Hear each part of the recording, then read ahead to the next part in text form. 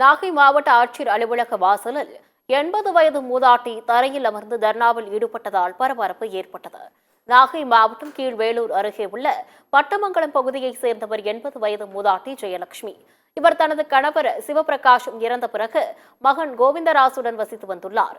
இந்த நிலையில் மகன் கோவிந்தராசுவும் சமீபத்தில் இறந்து விட்டதால் மூதாட்டி ஜெயலட்சுமி தனியாக வசித்து வருகிறார். இந்த நிலையில் சிலர் சொத்துக்கு ஆசைப்பட்டு ஜெயலட்சுமியை ஊரை விட்டு விரட்ட மின்சாரம், குடிநீர் இணைப்பை துண்டித்து குடியிருந்த வீட்டையும் கொளுத்தியதாக தெரிகிறது.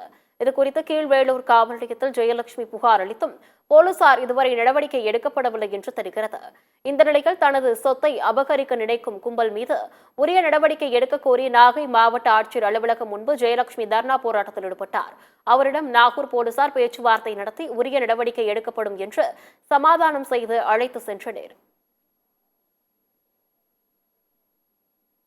என் பிள்ளைய அடித்து கொலை பண்ணா கேஸ் எடுக்கல, என் காலை கையை முறிச்சு போட்டான் கேஸ் எடுக்கல.